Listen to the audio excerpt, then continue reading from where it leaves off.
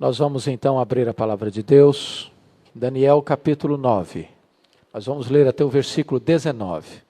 A oração de Daniel pelo povo. No primeiro ano de Dario, filho de Assuero, da linhagem dos Medos, o qual foi constituído rei sobre o reino dos caldeus, no primeiro ano do seu reinado, eu, Daniel, entendi pelos livros que o número de anos de que falara o Senhor ao profeta Jeremias, que haviam de durar as assolações de Jerusalém, era de 70 anos. Voltei o rosto ao Senhor Deus para o buscar com oração e súplicas, com jejum, pano de saco e cinza. Orei ao Senhor meu Deus, confessei e disse: Ah, Senhor, Deus grande e temível, que guardas a aliança e a misericórdia para com os que te amam e guardam os teus mandamentos. Temos pecado e cometido iniquidades, procedemos perversamente e fomos rebeldes, apartando-nos dos teus mandamentos e dos teus juízos. E não demos ouvidos aos teus servos, os profetas, que em teu nome falaram aos nossos reis, nossos príncipes e nossos pais, como também a todo o povo da terra. A ti, ó Senhor, pertence a justiça, mas a nós o corar de vergonha, como hoje se vê. Aos homens de Judá, os moradores de Jerusalém, todo Israel, quer os de perto, quer os de longe, em todas as terras por onde os tens lançado, por causa das suas transgressões que cometeram contra ti. Ó Senhor, a nós pertence o corar de vergonha, aos nossos reis, aos nossos príncipes e aos nossos pais, porque temos pecado contra ti. Ao Senhor nosso Deus pertence a misericórdia e o perdão, pois nos temos rebelado contra Ele, e não obedecemos à voz do Senhor nosso Deus, para andarmos nas suas leis, que nos deu por intermédio de seus servos os profetas. Sim, todo Israel transgrediu a tua lei, desviando-se para não obedecer à tua voz. Por isso a maldição e as imprecações que estão escritas na lei de Moisés, servo de Deus, se derramaram sobre nós, porque temos pecado contra ti. Ele confirmou a sua palavra, que falou contra nós e contra os nossos juízes que nos julgavam, e fez ir sobre nós grande mal, porquanto nunca, debaixo de todo o céu, aconteceu o que se deu em Jerusalém. Como está escrito na lei de Moisés, todo este mal nos sobreveio. Apesar disso, não temos implorado o favor do Senhor, nosso Deus, para nos convertermos das nossas iniquidades e nos aplicarmos à tua verdade. Por isso, o Senhor cuidou em trazer sobre nós o mal e o fez vir sobre nós, pois justo é o Senhor, nosso Deus, em todas as suas obras que faz, pois não obedecemos a sua voz. Na verdade, ó Senhor, nosso Deus, que tiraste o teu povo da terra do Egito com mão poderosa, e a ti mesmo adquiriste renome, como hoje se vê, temos pecado e procedido perversamente. Ó Senhor, segundo todas as suas justiças, aparte-se a tua ira e o teu furor da tua cidade de Jerusalém, do teu santo monte, porquanto por causa dos nossos pecados e por causa das iniquidades de nossos pais, se tornaram Jerusalém e o teu povo opróbrio para todos os que estão em redor de nós. Agora, pois, ó nosso Deus, ouve a oração do teu servo e as súplicas, e sobre o teu santuário assolado, faze resplandecer o teu rosto por amor do Senhor. Inclina, ó Deus meu, os ouvidos e ouve. Abre os olhos e olha para a nossa desolação e para a cidade que é chamada pelo teu nome, porque não lançamos as nossas súplicas perante a tua face, fiados em nossas justiças, mas em tuas muitas misericórdias. Ó Senhor, ouve. Ó Senhor, perdoa. Ó Senhor, atende-nos e age. Não te retardes por amor de ti mesmo, ó Deus meu, porque a tua cidade e o teu povo são chamados pelo teu nome. Amém. Nós vamos meditar sobre o tema como conciliar os decretos de Deus com a oração. Como conciliar os decretos de Deus com a oração. Uma das perguntas mais frequentes que ouço é esta: se Deus já decretou todas as coisas, se Deus sabe de antemão todas as coisas, vale a pena orar? Tem alguma razão de ser em orar? Deveríamos nós mobilizar o povo de Deus para a oração? Se Deus conhece tudo, se Deus sabe tudo, se Deus já determinou todas as coisas na eternidade, vale a pena orar? Eu chamo a sua atenção para alguns exemplos bíblicos. A Bíblia diz que o profeta Jonas foi à cidade de Nínive e ele pregou naquela cidade. Dentro de 40 dias, Nínive será subvertida. Dentro de 40 dias, Nínive será subvertida. Mas Nínive se arrependeu. O povo se humilhou. O povo se cobriu com saco e com cinza. E a Bíblia diz que Deus suspendeu o castigo que estava lavrado sobre a cidade de Nínive. E Deus poupou a cidade. Deus poupou o povo. Deus trouxe salvação em vez de juízo. A Bíblia nos diz que Abraão orou por Sodoma e Gomorra.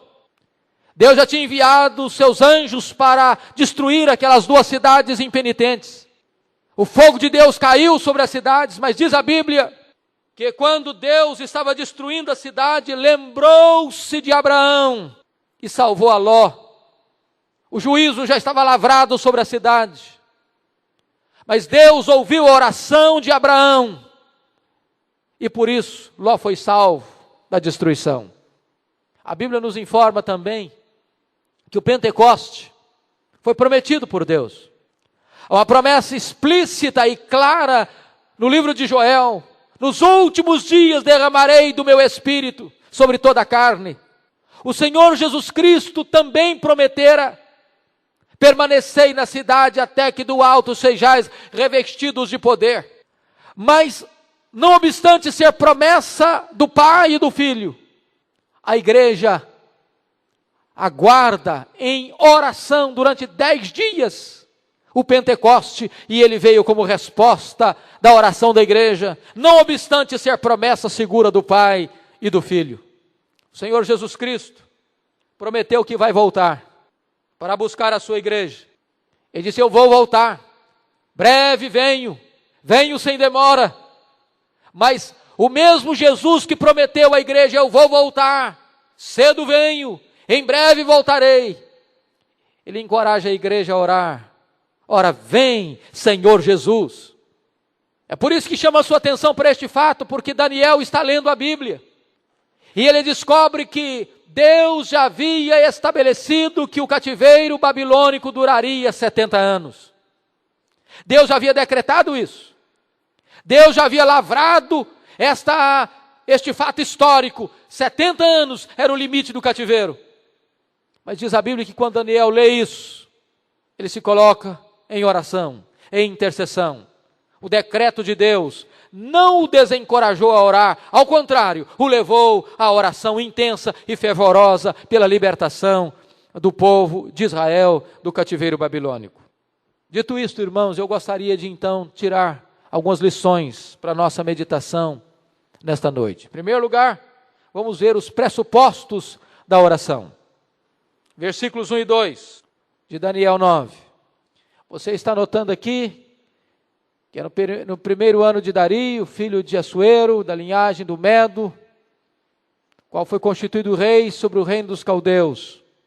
No primeiro ano do seu reinado, eu, Daniel, entendi pelos livros que o número de anos de que falou o Senhor ao profeta Jeremias, que haviam de durar as assolações de Jerusalém, era de 70 anos. E eu chamo a sua atenção para algumas coisas aqui. Primeiramente, Daniel, uma vida dedicada à oração. Quando Dario assume o governo do Império Medo, o Império Medo-Persa, é por volta do ano 536. Se você fizer as contas, Daniel foi levado para a Babilônia em torno de 14 anos. Portanto, a essas alturas, Daniel já deve ter pelo menos 82 anos. E o que eu chamo a sua atenção é que quando Daniel foi para a Babilônia, ele foi um homem, um jovem, um adolescente de oração. Ele enfrenta as lutas da Babilônia em oração, como um adolescente que era. Logo depois você vai perceber que quando Nabucodonosor constrói aquela imagem de ouro, e dá um decreto que todos os magos da Babilônia fossem mortos, porque não davam interpretação para ele. Diz a Bíblia que Daniel, ainda jovem, chama os seus 3 amigos e vão orar ao Senhor. Buscar direção de Deus, resposta de Deus, para que não houvesse uma chacina na Babilônia. Mais tarde, capítulo 6 de Daniel, você vai ver Daniel acuado, perseguido, ameaçado de morte, abrindo a janela para a banda de Jerusalém e orando 3 vezes ao dia. Agora no capítulo 9, Daniel, já um ancião, com 82 anos, ele está lendo a Bíblia e ele começa a buscar a Deus em oração. Eu chamo a sua atenção para esse detalhe de um homem que viveu a vida toda nas diversas fases da vida, mas um homem que vive na dependência de Deus em oração. A segunda coisa que eu chamo a sua atenção, nos pressupostos da oração, uma vida dedicada à integridade. Daniel foi levado para lá aos 14 anos e ele está com 82 anos, e nesse tempo todo ele foi íntegro. Ele nunca negociou sua consciência, ele nunca negociou valores, ele nunca se deixou pressionar pelas ameaças ou pelos perigos, e nem se deixou seduzir pelos privilégios. Quantas vezes a vida de oração de um homem e de uma mulher acaba porque a transigência com princípios, com valores, o oxigênio que alimenta a vida de oração de uma pessoa é a vida de santidade, de piedade, de pureza. Quando a pessoa transige com o pecado, ela tem vergonha de Deus, ela perde a intimidade com Deus, ela não consegue mais ter vida plena de oração. Daniel teve vida de oração porque ele teve vida de santidade, vida na presença de Deus. Mas em terceiro lugar, você nota nesses pressupostos que era uma vida dedicada ao estudo da palavra de Deus. É um fato marcante para nós. Deus deu a Daniel o dom da interpretação de sonhos e visões. Daniel podia pensar, eu tenho visões, Deus fala comigo diretamente, Deus me deu a capacidade de entender as coisas, obrigado irmão, as coisas mais misteriosas. Mas Daniel, apesar de ter entendimento de sonhos e visões, ele nunca deixou de ser um estudioso da palavra de Deus. Aliás, você quer saber o segredo do sucesso de Daniel? É o segredo que as nossas irmãs ensinam às crianças lá no hall de berço. É o segredo que se ensina às classes infantis, às classes de adolescentes, de jovens e de adultos. São os princípios mais elementares da fé. Sabe, o sucesso desse homem está fundamentado em oração e em palavra de Deus. Às vezes nós queremos reinventar a roda, às vezes nós queremos criar coisas novas, sofisticadas, novidades. Mas eu vou lhes dizer que aquilo que se ensina numa classe de pós-doutorado, se ensina numa classe infantil. Não tem nada de novo para ensinar. É o antigo evangelho. É Bíblia, é oração. É vida com Deus. E Daniel aprendeu esse princípio desde a sua infância, desde a sua adolescência, desde a sua juventude, desde a sua fase adulta. Aprendeu esse princípio quando era um escravo e aprendeu esse princípio quando era primeiro-ministro da Babilônia e do Império Medo-Persa. É um homem que tem tempo para ler a Bíblia. Ele era um homem extremamente ocupado, ele era um homem que ocupava o segundo lugar no governo, tanto da Babilônia quanto do Império Medo-Persa, mas ele tem tempo para ler a Bíblia e ele tem tempo para orar. Quando você diz assim, eu sou uma pessoa muito ocupada, a minha agenda é muito cheia, eu não tenho tempo para ler a Bíblia, eu não tenho tempo para orar, você só está dizendo uma coisa, Deus não é prioridade na minha vida. Você tem tempo para tudo aquilo que é prioridade para você.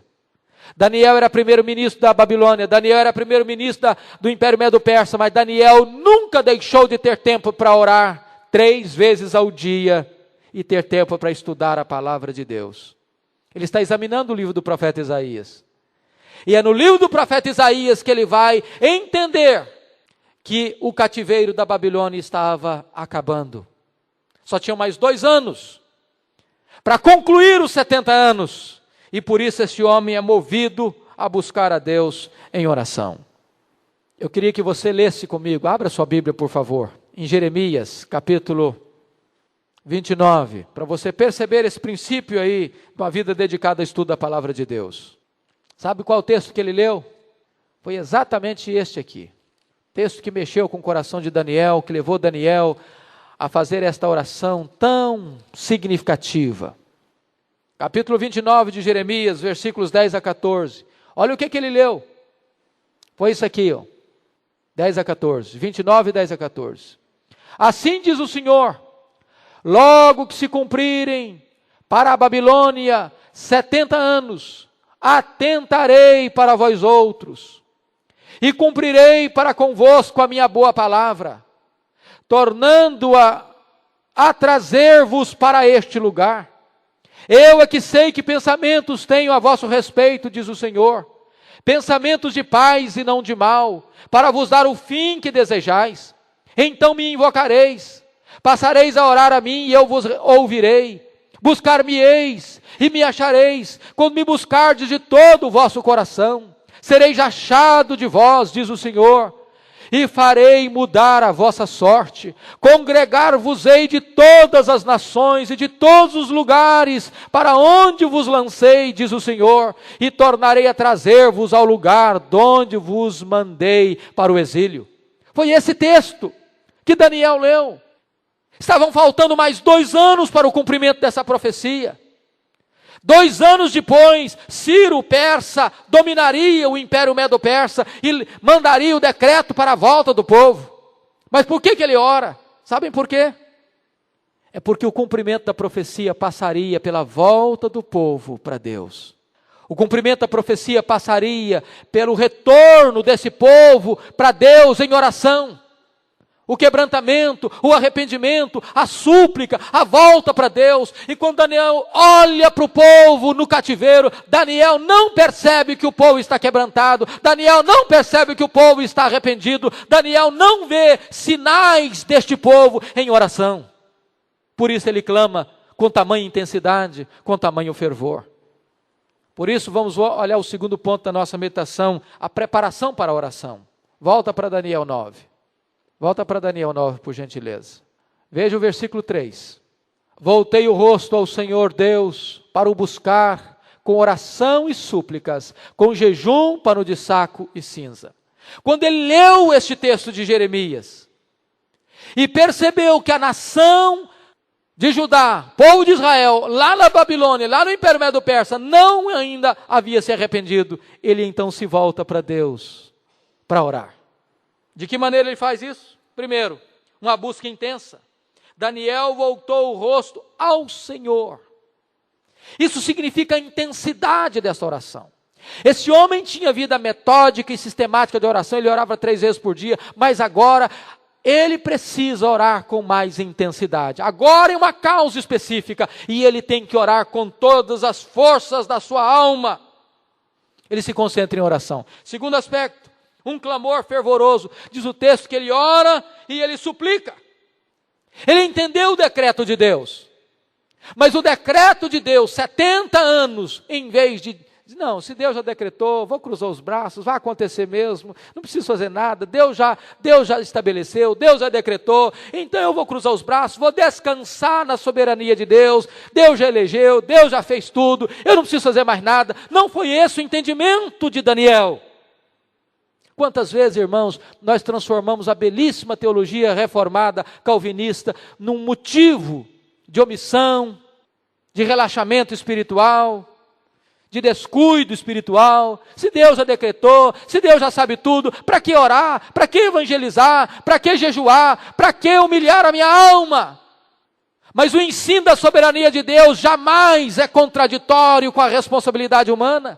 Daniel sabia que Deus é soberano.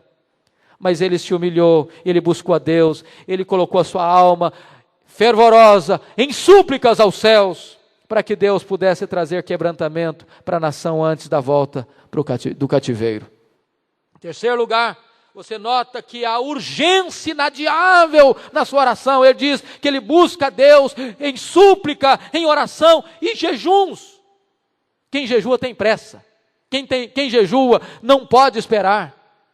Quem jejua está dizendo que tem mais urgência em receber a resposta de Deus do que alimentar o próprio corpo.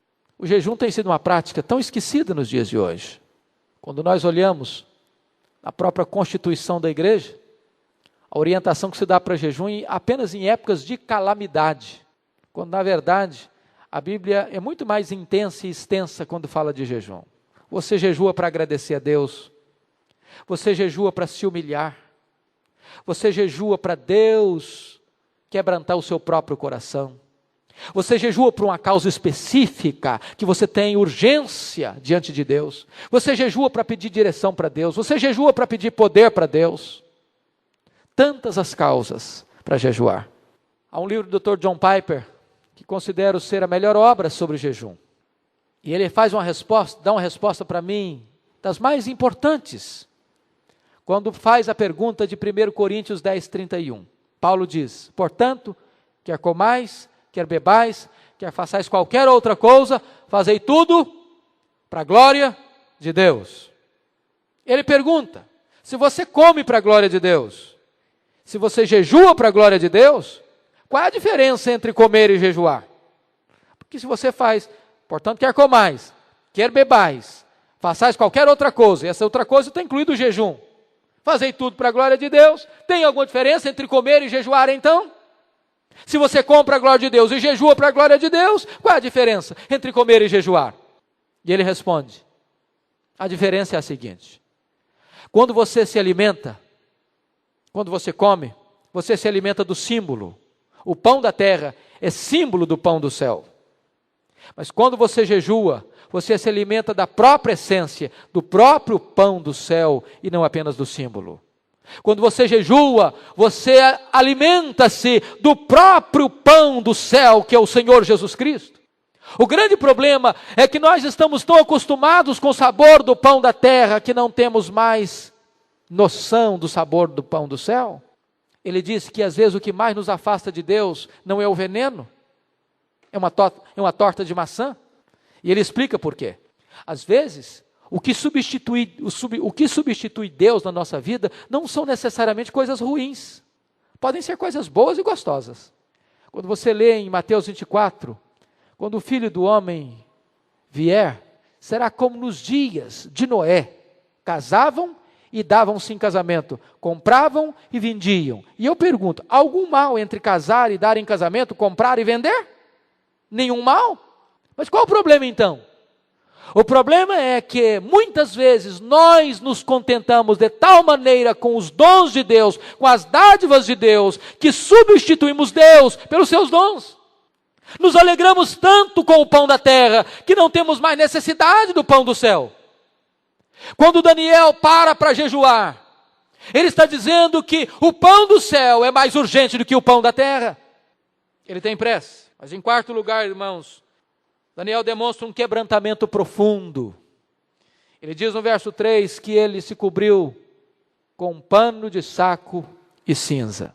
Humilhação, quebrantamento diante de Deus. Vamos olhar em terceiro lugar os atributos da oração então.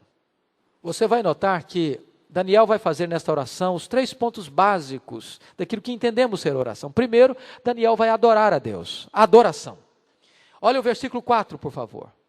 Ele diz, orei ao Senhor meu Deus, confessei e disse, Senhor, Deus grande e temível, que guardas a aliança e a misericórdia para com os que te amam e guardam os teus mandamentos.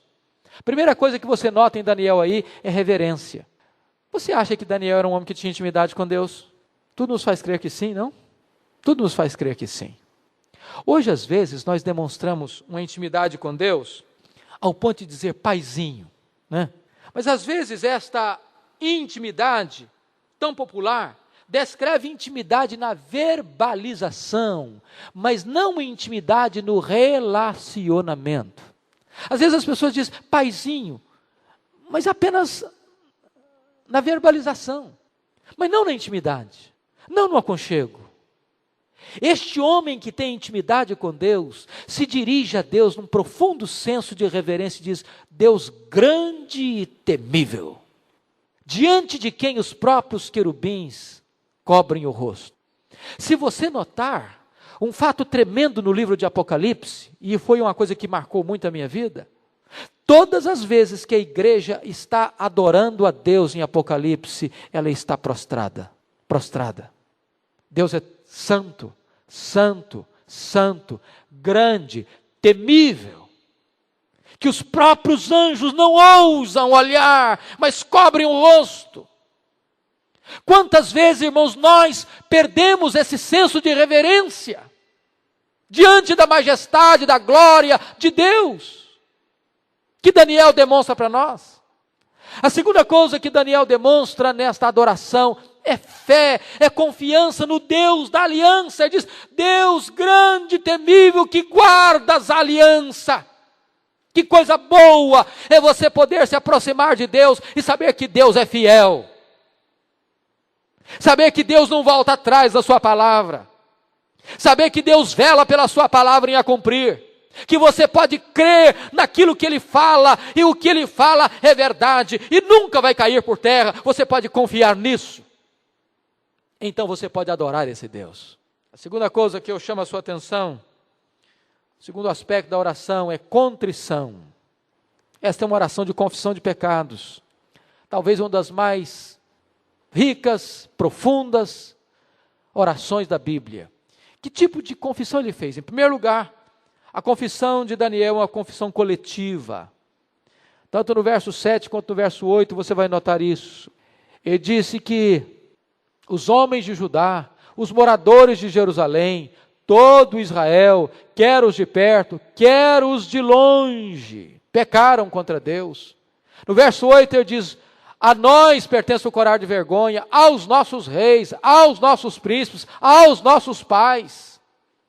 Quando ele vai confessar o pecado, ele inclui todo mundo, o rei, os príncipes, os pais, os filhos, os de perto, os de longe, todo mundo. Uma confissão coletiva, uma consciência geral de que o pecado atingiu a todos. Segunda coisa que você nota é que a oração dele não foi apenas uma confissão coletiva, mas é uma confissão específica. Veja os versos 5 e 6, ele não generaliza não, ele especifica que tipo de pecado. Olha aí, temos pecado, ele cita pecado, iniquidade, procedimento perverso, rebeldia, afastamento dos mandamentos e dos juízos. Não demos ouvidos aos teus servos. Ele cita pecados específicos. Às vezes a nossa confissão é genérica. Você chega diante de Deus: Deus, perdoa as minhas muitas multidões de pecado, mas não diz que pecado que é. Deus, eu rebelei. Deus, eu desobedeci. Deus, eu não ouvi a tua voz. Deus, eu não atendi a voz dos teus profetas. Deus, a iniquidade, a pecado, a rebeldia, a rebelião, a transgressão, a endurecimento de coração. Chega para Deus e fala para Deus qual é o pecado. Essa é a verdadeira confissão, a confissão específica. Terceiro lugar, você nota que a confissão de Daniel ela é sincera. Sincera, olha o versículo 7 e 14. Ele diz aí: a ti, ó Senhor, pertence a justiça, mas a nós o corar de vergonha. Daniel está envergonhado. O grande drama, irmãos, da atualidade é que o pecado não nos choca mais, não nos envergonha mais. Nós estamos perdendo a sensibilidade. Daniel diz: a nós cabe o corar de vergonha, Senhor. Ele diz isso no verso 7. Ele repete isso no versículo de número 14. Quarto lugar, a confissão de Daniel é profundamente consciente da justiça divina. Tanto no verso 7, quanto no verso 11, quanto no verso 14, ele diz: Deus, o Senhor nos entregou para o cativeiro, mas o Senhor foi justo, porque o Senhor nos alertou, o Senhor nos avisou, o Senhor deu sinais de que iria nos mandar para o cativeiro, caso nós não ouvíssemos a voz dos seus profetas. E porque o povo endureceu o coração, Deus cumpriu o que prometera. Portanto, Deus é justo. É por isso que você vai ler no livro de Apocalipse. Deus mandou as trombetas do aviso. O povo não escutou. E agora há um cântico. Justo é o Senhor. Deus é justo. Grandes são as obras de Deus. Justas são as obras de Deus. Porque Deus alerta o homem. Deus alerta o homem. Deus alerta o homem. Se ele não escuta, então vem o juízo. Veio o cativeiro.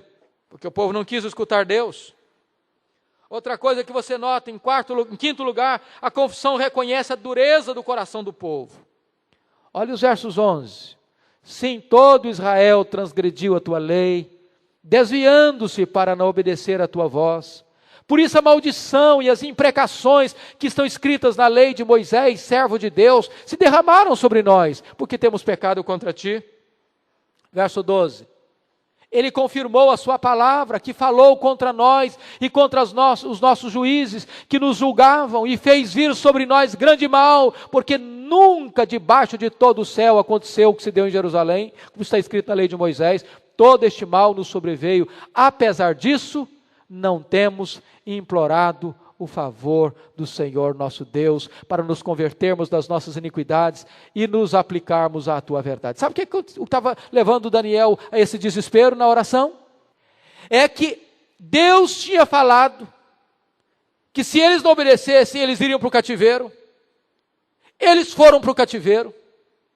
Está agora com 68 anos de cativeiro, faltando apenas 2 anos para o retorno, e o povo ainda não tinha se arrependido, não tinha se convertido, não tinha se voltado para Deus. Ou seja, o chicote não foi suficiente para levar esse povo ao arrependimento. Dureza de coração. É triste quando alguém não escuta nem a voz da disciplina. É muito triste.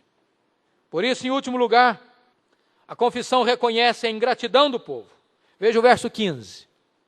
Na verdade, ó Senhor nosso Deus, que tiraste o teu povo da terra do Egito com mão forte e poderosa, e a ti mesmo adquiriste renome, como hoje se vê, temos pecado e procedido perversamente. Ele olha e diz, Deus, o Senhor já fez coisa linda na vida desse povo. O Senhor já quebrou os grilhões da escravidão lá no Egito. O Senhor tirou esse povo do opróbrio, da vergonha, da escravidão. Mas nós nos rebelamos de novo. Que coisa triste, quando Deus vem, faz um milagre na sua vida, te salva, te perdoa, te liberta, te transforma, converte seu coração, torna você um membro da família de Deus, e depois que você se tornou convertido, salvo, remido, agora você transgride, desobedece, endurece o coração. E Deus precisa tratar com você com a vara do juízo, porque você não escuta a voz do amor. É isso que Daniel está fazendo. Ele está confessando o pecado nesse espírito, nesse sentimento. Mas vamos ver. Terceiro aspecto da oração de Daniel. Agora ele não deixa de confessar para pedir. Ele adorou, ele confessou, agora ele vai pedir. Versículos 16 a 19. Se você notar, em primeiro lugar, os pedidos são muito específicos. Ele ora por Jerusalém, ele ora pelo Monte Santo, ele ora pelo templo desolado, ele está pedindo para Deus atentar para a cidade santa, para o Monte Santo, para o templo santo. Ele está pedindo para Deus algo específico. É assim que devem ser as nossas petições, específicas. O que você quer de Deus? Deus, me abençoe, Deus.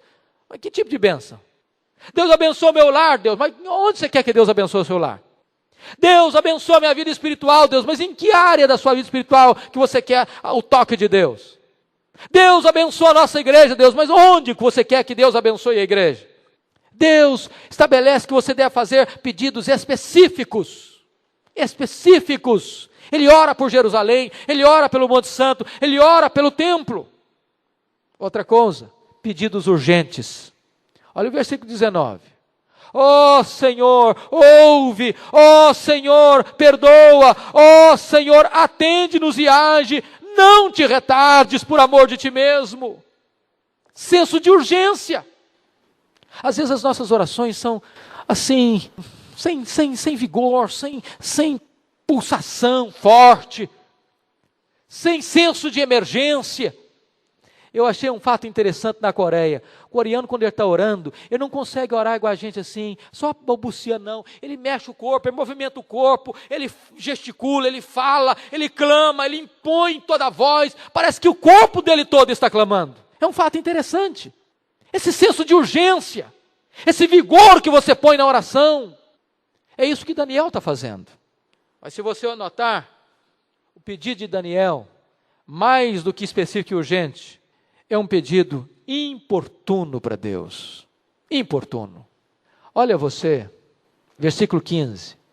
Na verdade, ó Senhor nosso Deus, que tiraste o teu povo da terra do Egito como a forte e poderosa, e a ti mesmo adquiriste renome, como hoje se vê, temos pecado e procedido perversamente. Ele está dizendo, Deus, o Senhor já fez um milagre no passado, Deus. Faz de novo. Eu não estou pedindo nada novo para o Senhor. Repete aquele milagre que tu realizaste lá no Egito e tira o teu povo da escravidão. Olha o verso 16. Ele dizia, a tua cidade, Senhor.